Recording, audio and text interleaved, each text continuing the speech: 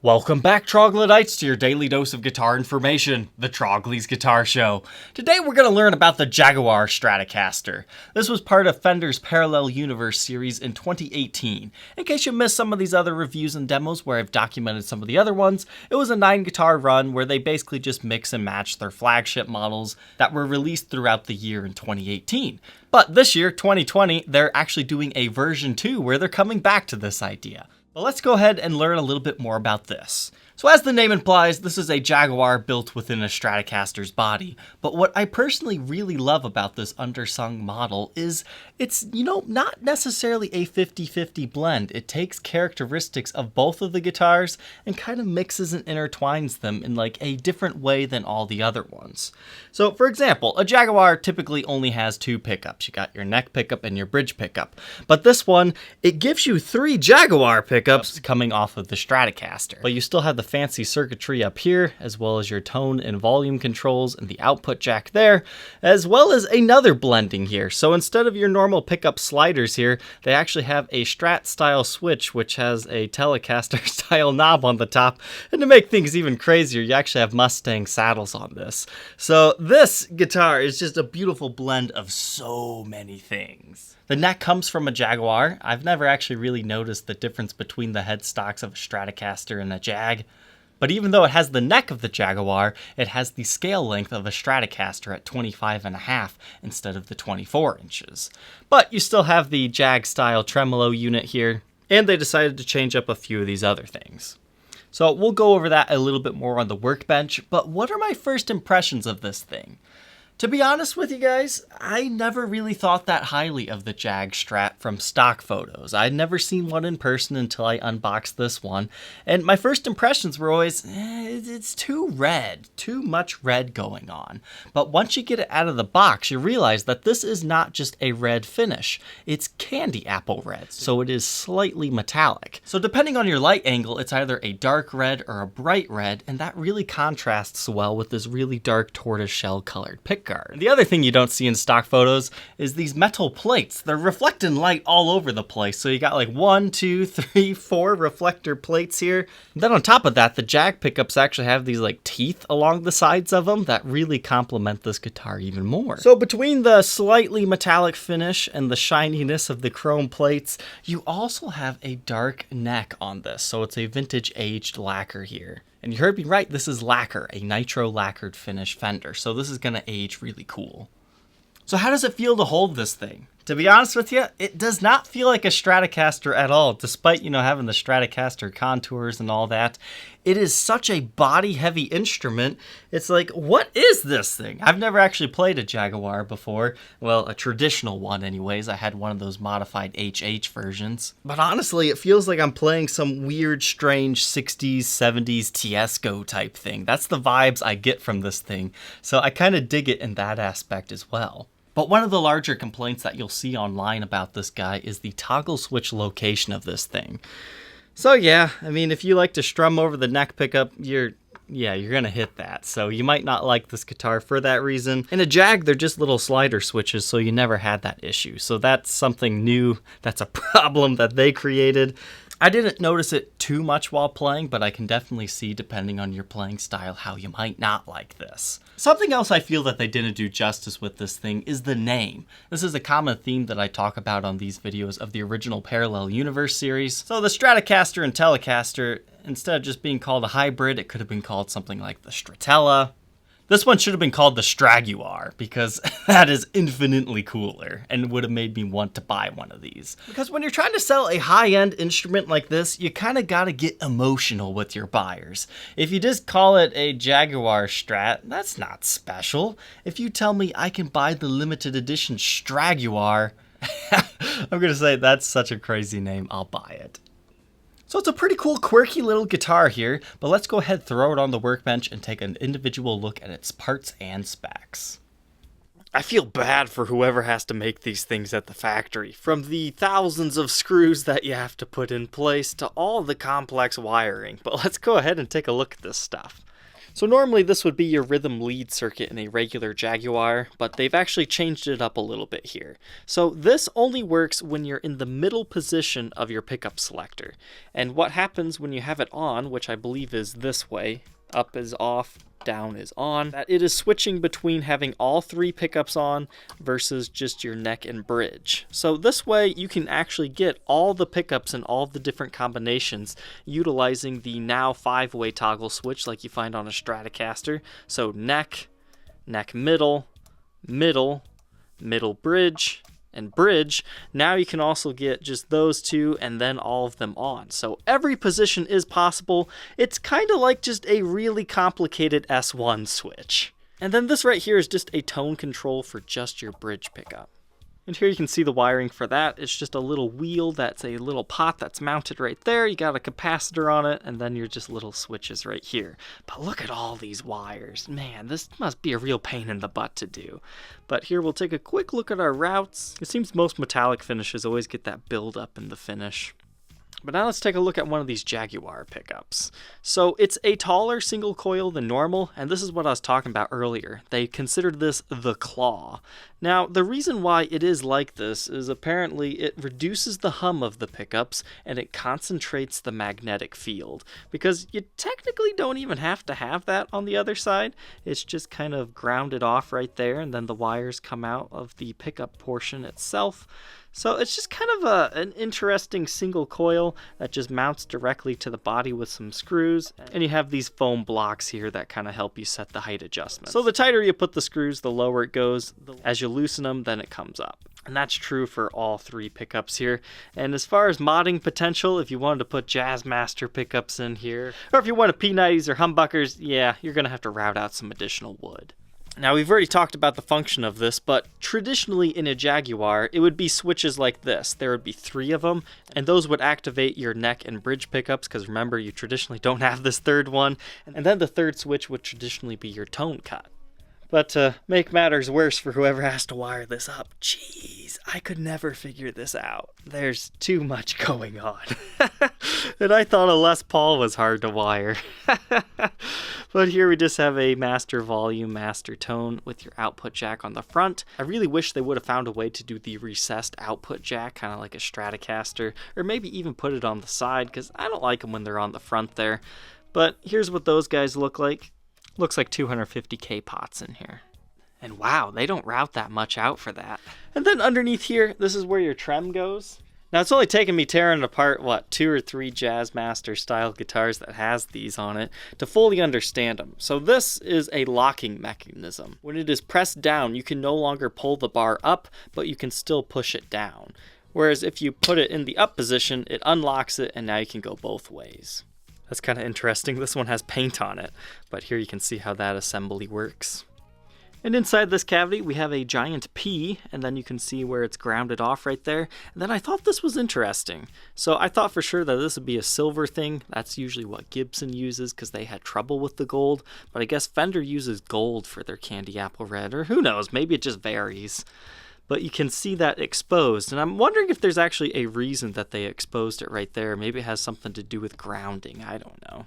And one last thing to point out here is you don't technically have to have the pick guard. It is not attached to anything. You can take it off and just have this weird wire guitar if you really want to. Or say you want a bright white pick guard, all you have to do is order one. You could take this off, send it in to somewhere. I think there's a company called Pick Guardian. They would duplicate this for you in any color you want. I personally like the tortoiseshell guard on this particular one. But who knows, maybe a white one would actually pop this guitar even more. And I guess I forgot to talk about the bridge. It's just your standard bridge here with the Mustang barrel saddles. I like these things, and they use these little plastic spacers in order to make sure it has a secure fit. The Fender spec sheet says this is an alder body. I could not find a single place that exposed it, so we'll just have to take their word on it. But we have a 22 fret rosewood fretboard with a 9.5-inch radius up and down, so no compound radiuses or anything. And they've got the narrow, tall fret wire on top of a maple neck. But everything's looking pretty good on this fretboard, and you have a bone nut up here. So let's go ahead and get some neck specs. 1.69 inches at the nut. 2.03 by the 12th, so fairly standard. First fret neck depth 0.85, and by the 12th 0.94. This is what they consider their deep C neck profile. And they did indeed go for the 25.5-inch scale length, which is more akin to a Stratocaster.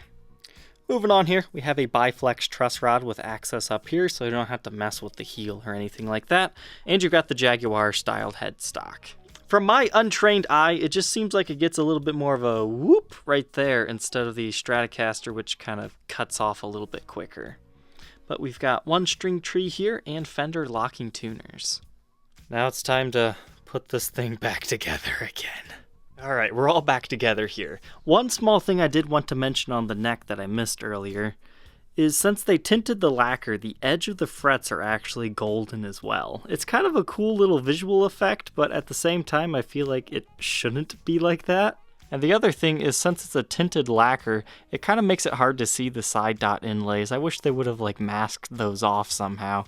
That would have been relatively difficult to do, but I think the crisp white would have stood out more. But before we switch over to the back, let's go ahead and get our pickup readings. So just the neck pickup is 6.08.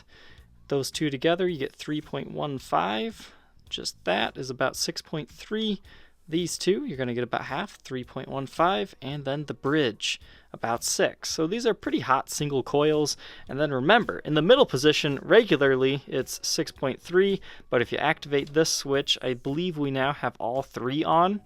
And then this one would just be these two. Moving on to the back here, you don't have the traditional plate on the back that most Stratocasters have, but you do have the familiar comfort carve belly cut right there, and you do have the micro tilt adjustment right there if you need to use it. As far as the Strat buttons, it's just your regular ones on the bottom and at the top horn right here, and then we'll take a look at our neck once more. It's supposed to be a satin finish, but I noticed this neck gets a little bit sticky, so maybe it just needs a little cleaning right here, which I'll do.